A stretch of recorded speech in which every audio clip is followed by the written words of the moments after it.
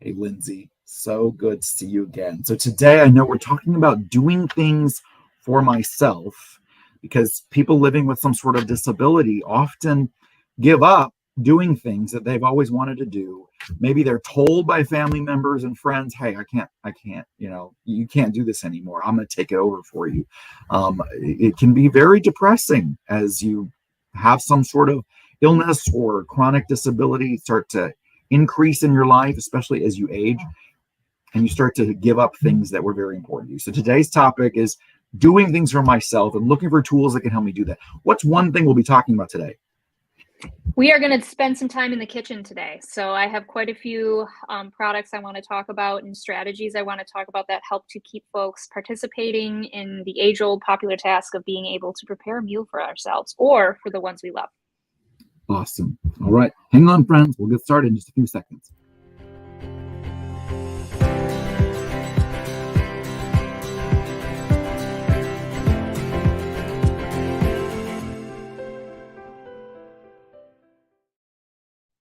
Okay, so let's start talking about doing things for myself, tools that can help us actually do that as we age and increase the various disabilities that we're living with. Absolutely. So the really important thing here is that I want to make sure everyone is comfortable with the idea that independence is a spectrum. So not everyone needs to be independent in everything all the time.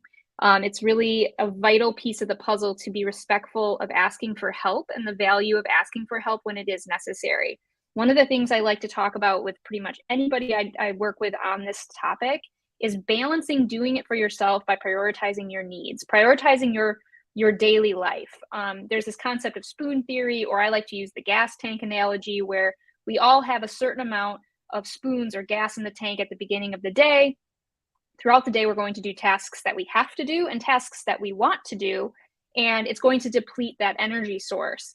And so it's a really great concept to kind of think about how can we implement these various tips and tricks and strategies and equipment to kind of help conserve energy, as well as maintain safety, increase the ability to participate by maintaining that energy source. So a lot of the things I'm going to talk about today both boost that independence, but also offer you an ability to kind of conserve energy and be able to participate consistently through the lifespan. So that's kind of something I wanted to make sure I touched on initially, just to make sure everybody understands that the goal, especially as an occupational therapist, isn't for me to tell people that they have to be independent in everything. My goal is to tell people that there are options for boosting your independence and boosting participation in any category of life. And that's what we're going to talk about in these upcoming slides. So I did kind of break them down by categories. Some of them are going to be daily tasks. Some of them are more hobby-based tasks to kind of give a taste of what you can expect. And I wanted to start in the kitchen because that's what we kind of said that we were going to start there. I love to cook. I love to be in the kitchen with my own family.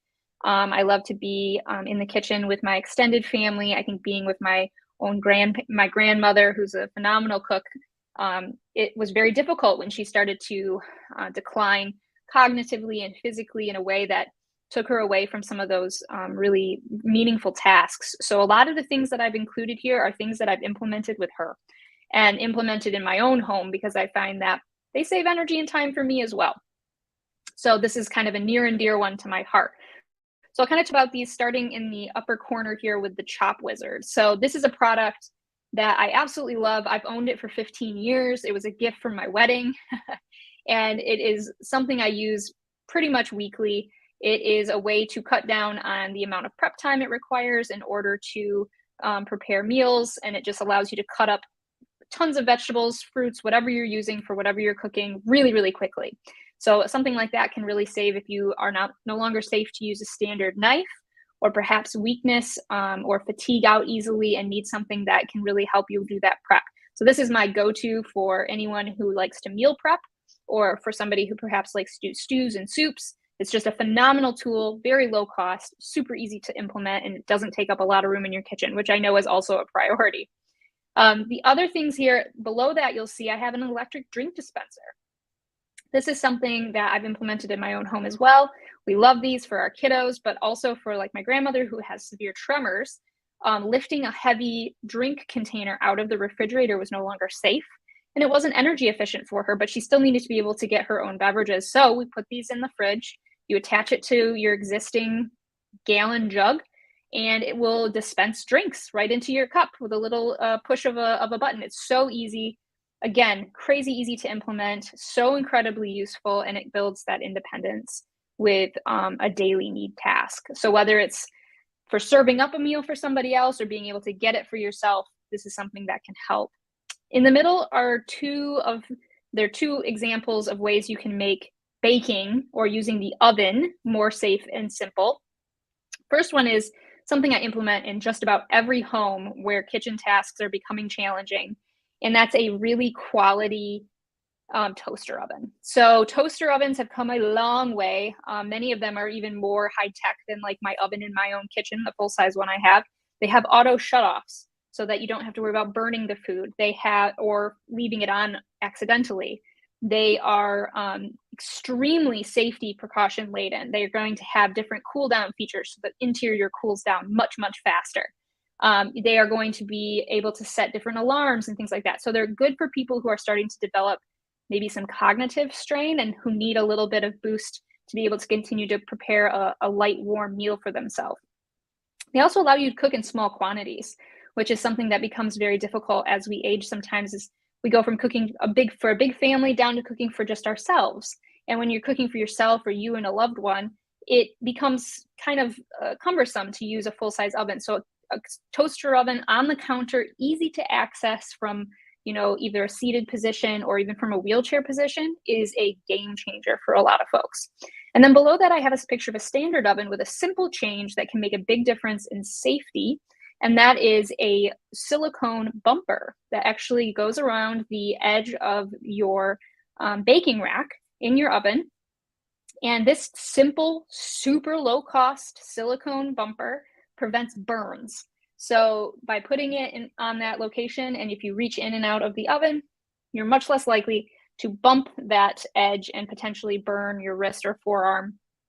We have these on our ovens, and like I said, you pretty much set it in there and forget about it, and it's such a nice safety feature. Up on the right side, I have a tea kettle. Same concept as the toaster oven. I love having a really quality tea kettle, again, with an auto shutoff, so it's not going to just run constantly. These are a lot safer with these vacuum sealed containers, so you don't worry about the exterior becoming hot. It's just a much safer, easier way to have hot water available for tea or for making oatmeal, or sometimes they have instant soup mixes that you can do with this, and it just gives you a simple solution for cooking. And then below that this is always a favorite. Everybody loves a Robo Twist. Any reference to Robo anything usually gets a laugh, but the Robo Twist is actually a really good product, and it's to remove stuck on jar lids, and this sucker works. It seriously is so powerful. You can get off completely sealed pickle jars, the big ones, and this thing you'll hear it working, and it'll pop that top right off with a single push of a button. So this can be huge for getting people access to those jarred foods that maybe have become really, really difficult for them to use. And you don't have to use something like a Robo Twist. There are dozens and dozens of jar opening tools available, many of which I've reviewed on my YouTube channel. I actually have an entire YouTube video just devoted to going over, I think there's 10 different jar opening tools. So something I've delved into deeply, but it can make a huge difference for folks in the kitchen. All right, so dressing. So stepping out of the kitchen into more personal care, dressing is one that I think requires some consideration, because a lot of times we lose our creativity when it comes to dressing, and sometimes we just stick with the really simple solution. So I wanted to draw out a few solutions that I think are really unique and really special. One of them being using a really quality dressing aid. And so the one in the upper left is called the Juvo dressing stick. It's my absolute favorite dressing tool. And it has a really nice plastic with rubber grip. And the top part is great for retrieving things if you need to. It's hooked on both sides. It can also be used to wrap like a shawl around your shoulders, or a jacket if you don't have the ability to reach. It also has a long-handled shoe horn on the other end. It's just a really well-made product. And I've done several videos that show how to use it, but just overall, a quality dressing stick can make a huge difference in being able to independently dress oneself. So I definitely recommend considering these in everybody's closet, because you never know when you're going to need one, and just having it available is so, so useful. Below that, I actually have, this is something that's a little out of the box that I've been making more recommendations to use recently, which is a angled step stool. So these are actually advertised as a tool for manicure or for pedicures. But what I have found is having these angled stools is a great way to improve access for compression sock donning, as well as for sock management. So both of which can become very difficult if bending is a challenge. But maybe you don't want to use a sock aid or a dressing tool. You find that you want to use your hands. Adding a stool like this can be a really valuable tool, and kind of a little lower on the obvious tool category, but it works really, really well. And then next to it, I have a pair of socks, and these socks look like normal socks. They fit like normal socks. In fact, they're really high quality, and they have little loops sewn into the tops of them to make them easy to grab. So if you're struggling to grab the edges of the socks, these have loops that you just slide your fingers into so you can pull them up. They have them in adults and kiddo sizes, and they are just a really awesome sock option. They're called Easy Socks, SOX, and you can buy them right on Amazon. So the next one is a product that has been on this platform before, and that is by our friends over at, I'm blanking on their names. Benjamin, do you have their name? This is Easy Zip by Joe and Bella. That's what it is. Yep. Mm-hmm. Joe and Bella. Yep. They were on with us, I think the first webinar we did. Mm-hmm. Yeah. And they have come out with a whole host of adaptive clothing that are just so beautiful and really, really well designed. I've got the Easy Zip pants, Care Zip. I'm sorry, it's Care Zip pants, which have zippers in really key locations to allow you to have access to either undergarments, or if you're somebody who's using like a catheter system, as well as if you're seated for dressing, you can unzip the sides. Just really, really well thought of, and they're beautiful pants that don't look like an adaptive pant. They just look like a really nice pair of pants. So I always like to call them out for doing a really beautiful job. Yeah, and they were on with us for the holiday gift guide. That's what. Yes. Yeah, I love the mission that they have of creating fashion for anyone, not just people who can run a marathon. Exactly. Their website is so great because they use representation so well in their models, and just really a great company to support. Okay, so the next step of the process is going into the bathroom. Nobody wants to talk about the bathroom, but independence in the bathroom can be the single most, quote unquote, make or break independent space in the house. If you can maintain your independence in the bathroom, then you're in a really good place to maintain your ability to stay wherever it is that you want to stay. So I'm highlighting here a few of my favorite independence maintaining bathroom tools. On the top, I have a couple of different shower seats, and I want to include this one on the upper left because it's pretty unique. I actually have it on the floor next to me because I'm going to be doing a video about it pretty soon, but it's an alternative to the traditional shower bench, which usually sticks out over the edge of the shower. This has actually got a sliding pivoting seat. Takes up a lot less room as far as floor space in a bathroom, so for tighter spaces. And because the seat pivots, it's going to allow a much easier amount of, for caregiver or for an individual to be able to get up and down from the shower if they have a tub shower combo option. So this thing is really cool, and it's a new one to me, so I wanted to throw it in here so you guys were seeing it too. I just think it's really beautifully designed and very, very comfortable. As you can see, it's very well padded. And speaking of padding, right next to it, I did add kind of a standard shower seat, but this gray cushion by DMI is so incredibly helpful in making a standard kind of unpleasant to sit on shower seat more palatable. It's a rubberized coating. It drains really well. It cleans really easily. It can be set on a shower seat, or we use it for my grandma and we set it on her built-in shower seat in her shower at her assisted living facility, because she was having trouble with, once it got wet and soapy, she felt like she was going to slide off. But adding this cushion, all of a sudden she felt immensely more secure. She felt more comfortable, and she went from needing direct supervision for her bathing due to fear to being totally independent with her bathing just by adding this simple tool. So it can be really helpful to add that and give people that sense of security. On the bottom left, go ahead.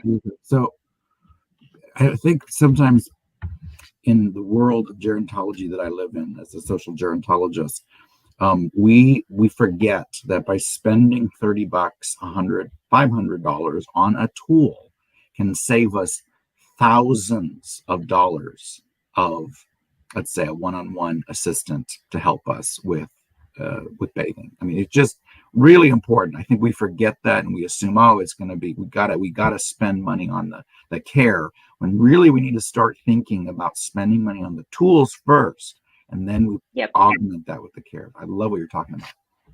Absolutely. And I think that it's important to recognize that we all have the same mission, which is to make sure that the person feels safe, secure, and, you know, like they can do the task that they need to do. And whether that's with assistance or without it, there's always a way.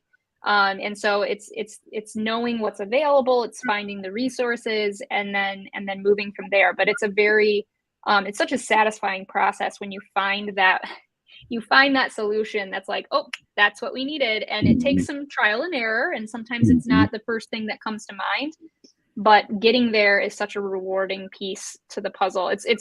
It's why I've done this job with, you know, without ever hesitating for, you know, almost 11 years now. So it's really awesome to do that. And that's why I love talking about equipment, because a lot of times simple additions can make a gigantic, like I said, with my grandma and this cushion, it was night and day. And, you know, we hadn't really thought of it initially, but I was like, maybe we'll try it. And boom, what a huge, and like you said, the cost savings. You know, my mom is in charge of my grandmother's finances, and she was actually able to go down a step in her assistance level because of her bathing being improved. And actually, I'll show on the far right is a picture of a handheld shower head attached to a grab bar with a special holder.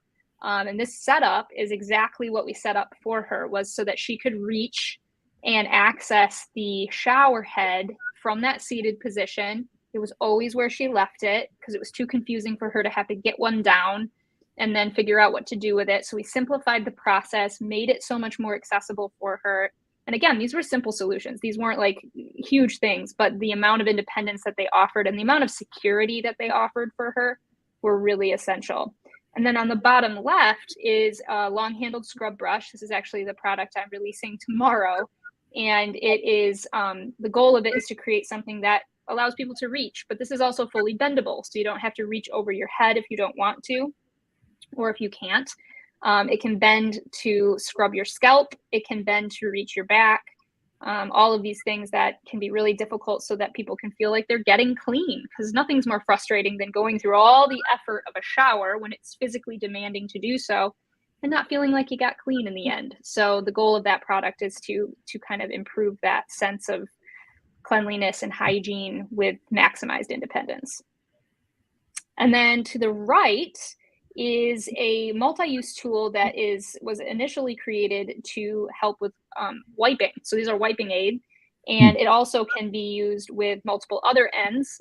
This product was developed by an occupational therapist, and it's a great tool for extending your reach for shaving, extending your reach for applying lotion. She actually shows you can put a little lotion applicator in the end of it to reach to put lotion between your toes. And this was something that she developed because she was finding that was a huge issue for folks. And sometimes just being able to put your own medicated ointment on, things like that, using a tool like this can make a huge difference in giving you access to that.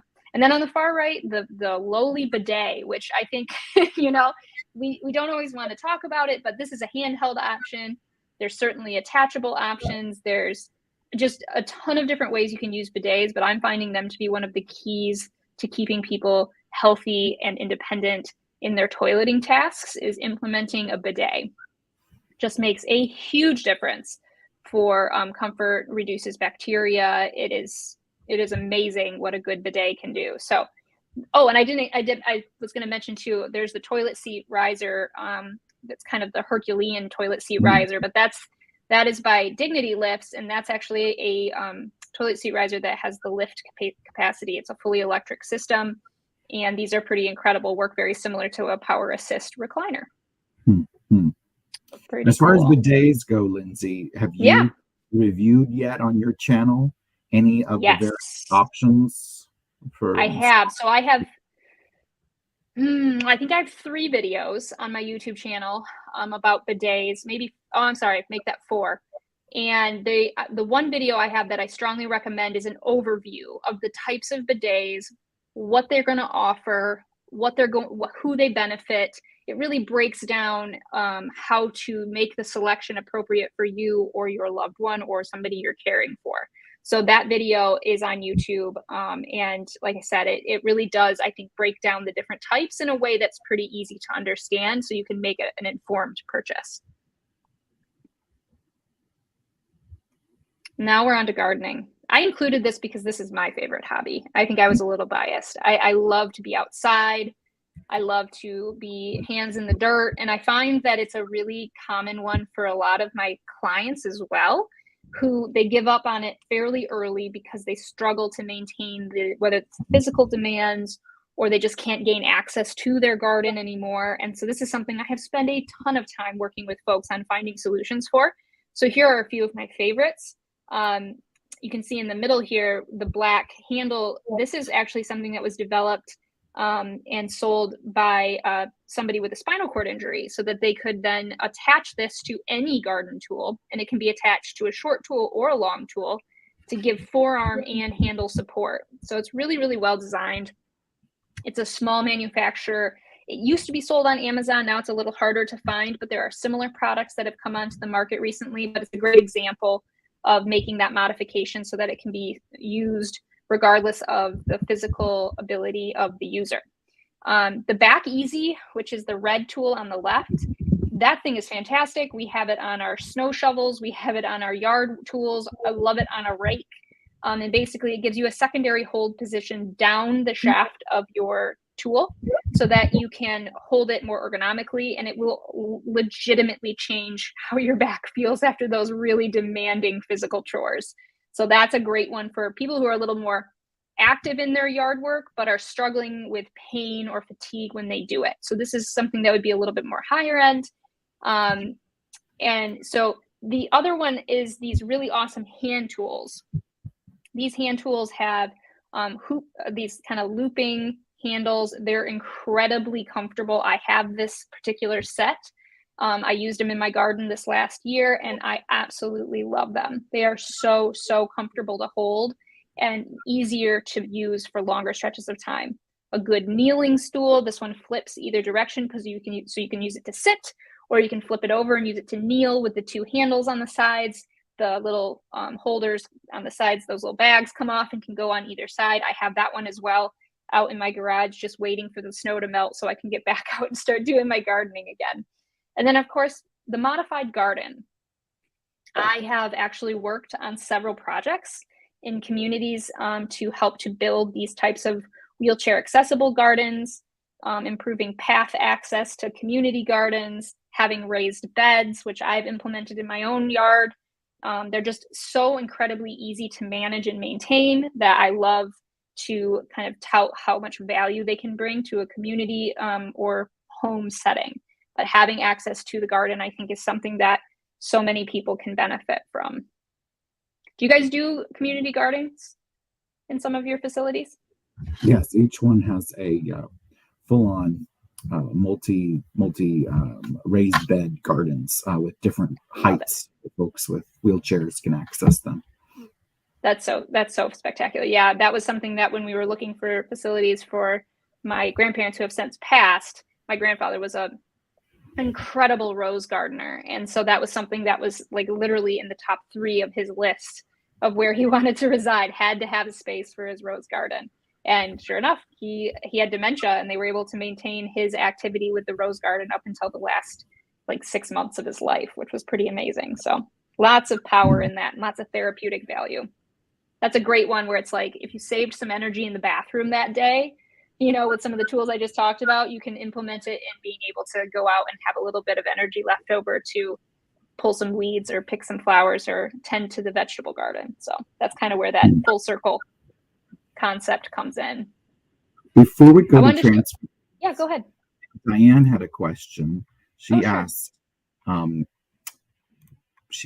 are you able to give the company names and websites for these items? The shower pivoting chair and the lotion applying to toes. I was wondering if we could go back to that slide for a second and you could tell her what let me quick do that for you. I have the shower chair because I just bought it like 2 days ago, so I can tell you real quick. The brand of that chair is, and it's on Amazon, it's called Hydro Slide, Hydro Slide, Slide, and that's all one word, Hydro Slide, sliding shower chair.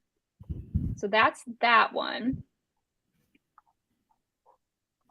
The Hydro Slide or Hydro Slide? Hydro.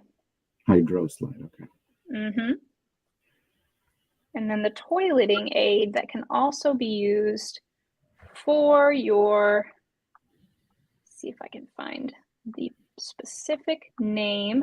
So it's called a Freedom Wand. And that's, again, all one word, freedom and wand. And it is also available on Amazon. Thank you. You're welcome. Did you review those two? Are they on your, I think I see Freedom a video. Wand I did. Yep, Freedom Wand I did. And I have not reviewed the shower seat yet, but it is coming soon, as that is something that like I said, it's sitting on the floor behind me right now to have its debut very soon. So keep an eye out on both YouTube and Instagram. I see you did a very specific YouTube show just on the topic of how to pick a wiping aid. I put that link in the chat. Yes. Yes. Perfect. Yep. I've done. So yes.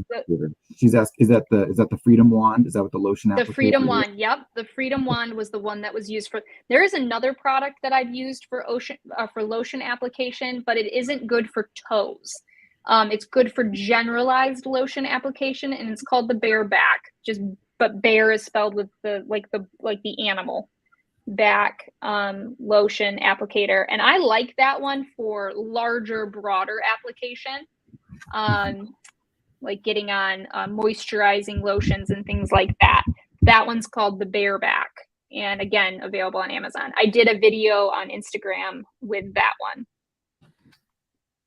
Thank you so much, and thank you, Diane, for the questions. Appreciate your input. Go ahead. Yep.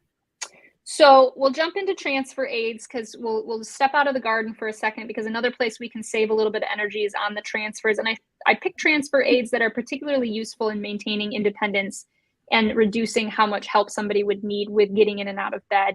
All the way to the right is a leg lifter. I can't tell you how many times people have failed to realize a leg lifter would absolutely change their lives. They're low cost, they're easy to find. Just about every brand has their own version of a leg lifter, and they all roughly do the same thing. And basically it allows you to move your legs in and out of bed, or in and out of a car, or up and down from a leg rest, a foot rest, without having to use the muscles in the hip and thigh. So if that is a challenge for you, I strongly recommend a leg lifter be in consideration. Those are great for recovery aids, often used for like hip replacements, knee replacements, things like that. But having a leg lifter handy can make a big difference for those days when you're just not able to lift your legs in and out of bed.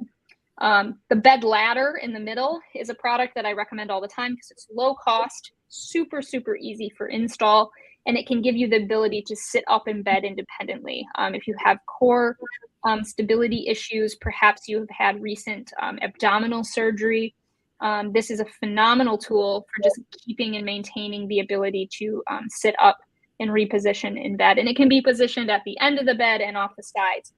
On YouTube, I've done detailed installation videos for the bed ladder, and I've done a full review of all the different leg lifters on the market over on YouTube as well.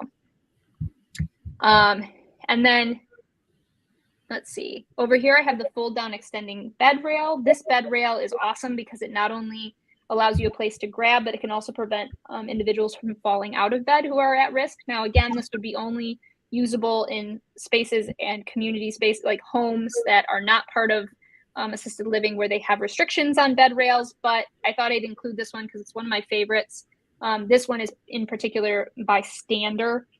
It's just a really well-designed folding down, extending bed rail. So it has a lot of positional options. It has a bag on it, so you can store your cell phone and remotes and anything you might need. It's just a really great tool. And then some follow-up transfer aids. These are slide boards, pivot discs, and seated transfer slings. The biggest thing I wanted to show with these is that you have options. When people think about transfer aids, a lot of times they picture the basics. They picture a slide board that is just a straight piece of wood. But in reality, there are dozens and dozens of different designs. There's a ton of different variety out there. This one is specifically notched for wheelchair and toilet-based transfer. So sometimes having the right style of slide board can make all the difference, so that somebody's able to do this transfer with significantly less effort, either for the caregiver or for themselves. So I just wanted to identify that, when we picture these types of transfer aids, make sure you expand your mind to think of kind of the variety that's available on the market. Pivot discs are another one. This is going to be more for the caregivers. Obviously, we had initially talked about independence for the person. And I like to think of independence again on that spectrum. And if we're kind of giving aid to the people that are providing assistance, they're going to be able to save their energy as well to help people incorporate some of the more fun and entertaining tasks of the day. So the pivot discs are awesome because they're small, they're lightweight. They work really well for car transfers, as well as just about any position to position standing level transfer. The seated transfer sling is a great emergency tool that not a lot of people know about. If you need to move somebody who's normally total assistance wheelchair bound, but you cannot access a full Hoyer lift. So the seated transfer sling is a really great tool to have on hand to make sure that everybody is safe and able to do the transfers you need to do. I actually use this particular one to help somebody get in and out of a classic car at a classic car museum, because we couldn't use a Hoyer lift and the person wanted to do a classic car ride along, and it was really meaningful to them. So we put them on this transfer sling and we're able to slide them in and out of that car with just a few extra sets of hands, and everybody was safe and we were able to all engage in something that was really meaningful. So I always like to include those types of tools. I think that's it for us. Awesome. I definitely recommend that anyone watching head on over to Lindsay's YouTube channel, subscribe, because you are putting out videos every week with new tools that are either just hitting the market or that people may not have thought about using. They're super helpful because you get real details on exactly how to use them. And so you don't just get something in the mail and have no idea what to do. So yeah, big I subscribe, and I love just getting notifications that new things are coming out that can help people in new ways. I also wanted to put it up in another format for people to see. You can go to into her Instagram channel as well as EquipMeOT. Her YouTube is at EquipMeOT. And then if you've got questions from today and you're like, I don't know where to find it on your channel, just email her at Lindsay@EquipMeOT.com. So thank you, Lindsay, so much. Any last thoughts about this particular subject and how folks can search? There's a lot of information out there. How do they start to? There is.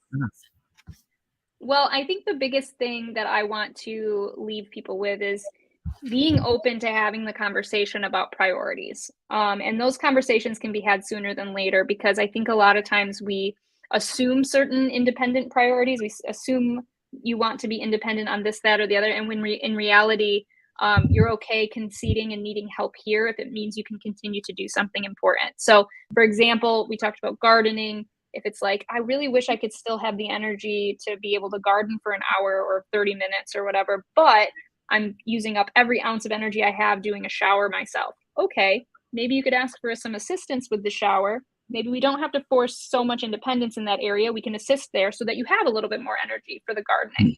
So that's really talking about and being open with and open to the idea of reprioritizing independence, so that it's not these assumed prioritizations, and just giving people that option to have quality of life, because I think that's something we all want to prioritize. Yeah, Like, that's good advice. Focus on the priorities. Everybody's different, so we can't give a one size Yes. fits all answer. But focus on the Amen. priorities. That'll guide you to what's next. Good. Hey, I can't wait to see you one more time in March, where we'll talk about some more really cool products that can make a big difference in people's lives. So, thanks everybody for joining us today.